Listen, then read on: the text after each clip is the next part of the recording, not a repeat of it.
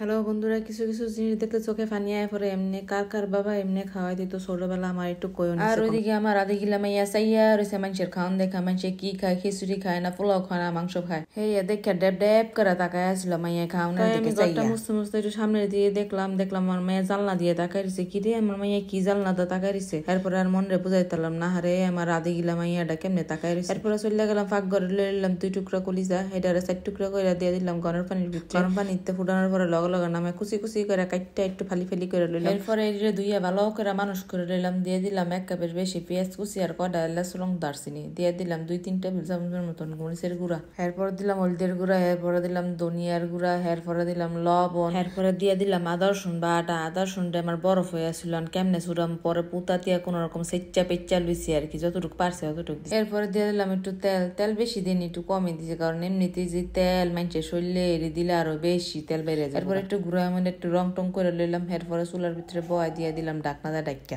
এখন আদিগুলো আমি খাইব কিদ্দা কলিজা দিয়া লইলাম 1 বাটি ফুলার চাইল। এরপরে দিলাম 1 কাপ মুসুরি ডাল, 1 কাপ দিলাম হইলো আপনার মুগ ডাল, 4-5টা এলাচ লং দিয়ে দিলাম তাহারির ভিতরে তেল। এরপরে দিয়ে দিলাম হইলো পেঁয়াজ কুচি। পেঁয়াজ কুচি আমার বেশি ভালো লাগে না, দিলাম অল্প। তারপরে দিয়ে দিলাম হইলো আদা রসুন বাটা। এরপরে দিলাম মরিচের গুঁড়া, হলদির গুঁড়া, ধনিয়ার গুঁড়া, লবণ, এরপরে জিরার গুঁড়া, এরপরে দিম আপনার গরম মশলার গুঁড়া, এরপরে দিম টমেটো সস। এটা কয় স্পেশাল খিচুড়ি। আর এটার লগে দিম আরো স্পেশাল মামা নুডলসের মশলার গুঁড়া। এই মশলার গুঁড়োটা দিলে খিচুড়িটা খাইতে অনেক বেশি স্বাদ হয়। এটা থাকলে আপনারা দিবেন, নাইলে দিবেন ম্যাজিক মশলার গুঁড়া। মশলার কালারটা জোশ আইছে। এরপরে দিয়ে দিলাম হইলো চাইল ডাল, দিয়ে একটু বালা করে লাইরা সেরা বাচ্চা মেঞ্চা লইলাম। দিয়ে দিলাম হইলো গরম পানি, ঠান্ডা পানি দিলেও কোনো সমস্যা নাই।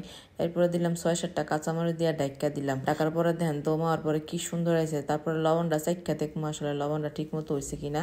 এখন আমি চাইলি খাই নিলাম, আহা যেই স্বাদ হয়েছিল গো। এর ভিতরে আমার কলিজাটাও প্রায় হয়ে গেছে। দিয়ে দিচ্ছিলাম হলো জিরার গুঁড়াই। দেখেন আমার খিচুড়িটা কেমন জড়া করকর হয়েছে। খিচুড়িটা একটু খাই দেখলাম যে লবণ টবণ ঠিক আছে নি।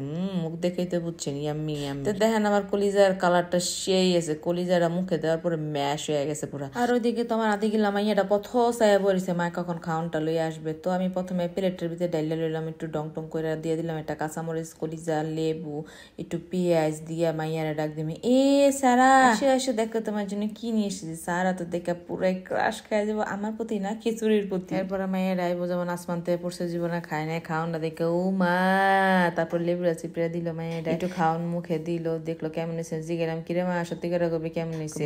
মা মজা মনে করছিল মহিষটা খাইবা, আসলে তো খাইতে পারবো না। এরপর একটু ভালোবাসা মারে খাওয়াই দিল, আমিও খাইলাম। একটু কাঁচামরিচ দিল মাইয়া, এরপরে দিল পেঁয়াজ। খাওয়ার পরে ওফ এত মজা হয়েছিল, একবার ভাই ট্রাই করে দেখেন, সারা জীবনের লেগে মুখে লেগে থাকবো কলিজা আর খিচুড়ি জড়জড়া করকরা। তো সবাই ভালো দেখেন, আল্লাহ হাফেজ।